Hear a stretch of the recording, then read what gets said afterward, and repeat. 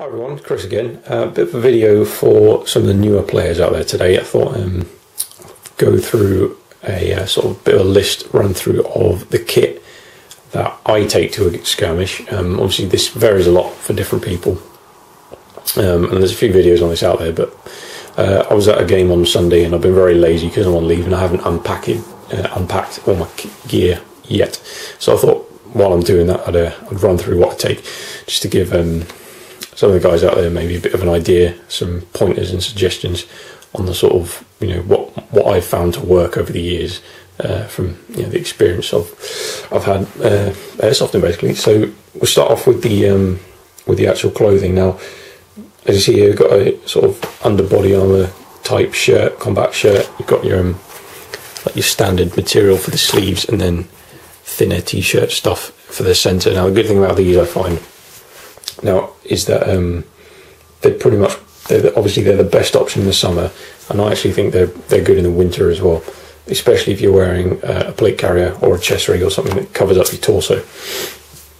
A lot of people might find that strange for the winter, but honestly, when you're airsoft and you're running around a lot, especially if you're indoors like I was, you don't need a lot of layers. You'll overheat even if it is cold.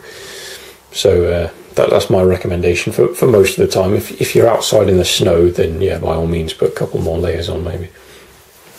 When it comes to the lower half, these are my custom made replicas, well, copies I suppose of the Cry ACs, but these are in the MTP. Got a guy to sew these together for me out of some actual MTP trousers. Although at the end of the day, the trousers you use won't make a massive amount of difference. I always find these built-in knee pads are really the best thing to go with.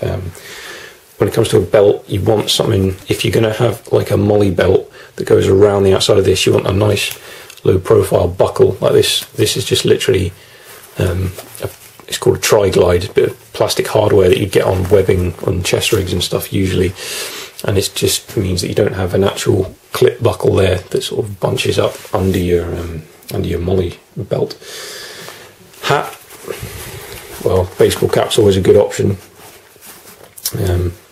Just doesn't really matter which brand you know, it's all good. What I wear for face protection most of the time is this. It's basically a combination of some ESS goggles and a sort of basic standard rental mask, lower half.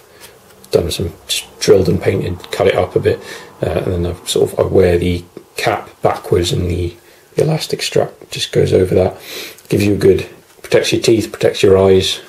In, you know, CQB it's fully sealed. I've taken the foam out, but there's no way a BB will get through there unless you're like someone literally sticks the muzzle of their gun right in there.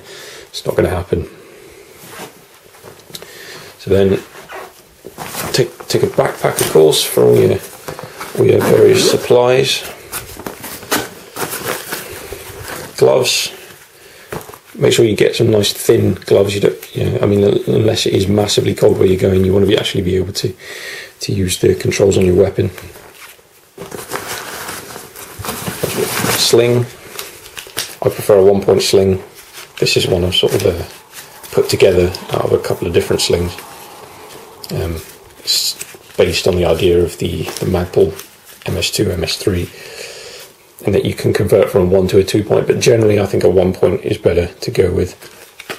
And if you can get some kind of padding, like this one's got a nice thick padded section, makes it way more comfortable. If my goggles were to break and I had to wear some other iPro lower mesh mask just in case,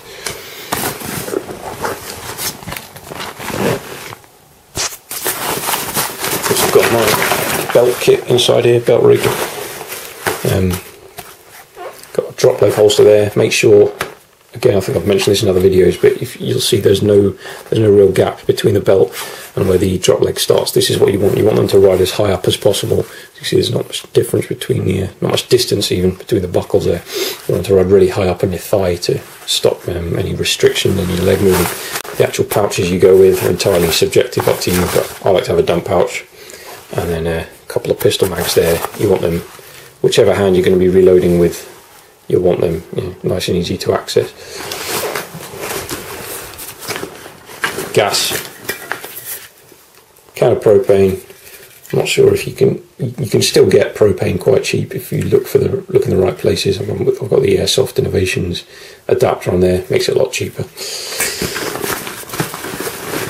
And that's in the main section. The other compartment of my bag.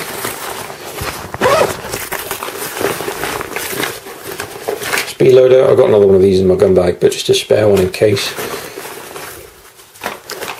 I've got another set of gloves, which is anti-fog.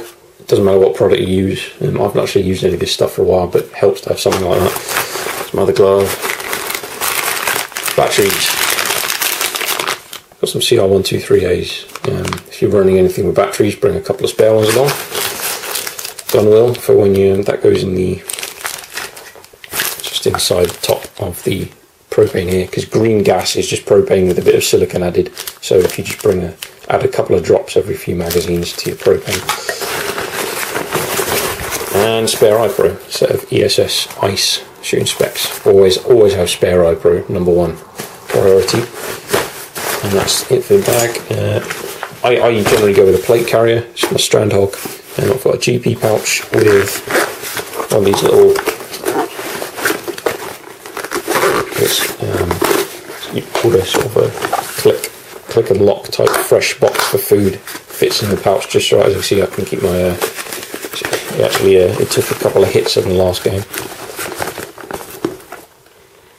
Well, yeah, there's one. But you know, it looks a lot worse than it is. There's not actually any damage. It's just aesthetic, really. Perfect. It's not even still a smooth surface. So you can put your phone, your wallet, your car keys, all that in there. Put it inside the pouch, and then they're safe. You know, no one's going to nick them or anything like that.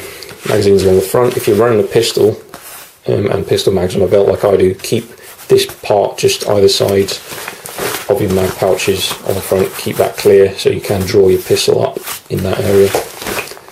It's generic, generic sort of this is a smoke grenade pouch, but you can fit. I actually put a radio in here, but you can put you can put a speed loader like that, or a magazine like a high cap or whatever. On the back, another very important bit of kit: hydration carrier. Got a 2 litre inside this one. Always got to have water. You know, if you don't choose to have it on you, at least make sure you've got some in your kit, because you don't want to be going man down because of dehydration. So that's that. Let's move on to the actual weapons side of the house. Start off with the handguns. Again, as with my primary weapons, I always bring 2 handguns. So for that game, I chose my TM SIG 226E2. That was the one I used. Got my light on there. If it's a dark place, make sure you've got a light on. You know, preferably on both of your rifle and your pistol. You know, at least make sure you have one. And then for compatibility with the magazines, I've got the old version TM SIG, and then 3 mags in there. There's plenty. I only ever usually use 1, maybe 2, but just always good to have a backup in case one of them suddenly decides to start pissing out gas. Magazines from the electric blowback series from Marui. Always bring a few of them. Just bring a couple more than you need. They don't weigh much. Spare lens for the ESS goggles. Main speed loader there. Got that for loading up the mid caps. Bottle of BBs and batteries. If you're using lipos, makes sense to keep them in a safety bag like that. For my main rifle, got my TM SCAR-L, electric blowback. Was good fun to use. Nice short barrel. That's all you need for airsoft, really. Not a massive amount of fancy stuff on there. Got a light because it was a dark skirmish site, so it makes sense to have one. Foregrip, if you want to use it. By all means, it's personal choice. Optic, again, you know, I like to have one, just more for the look, if anything. Now, usually what I'd do is if I was running, you know, a rifle like this that uses these TM magazines, I'd usually bring 2 rifles.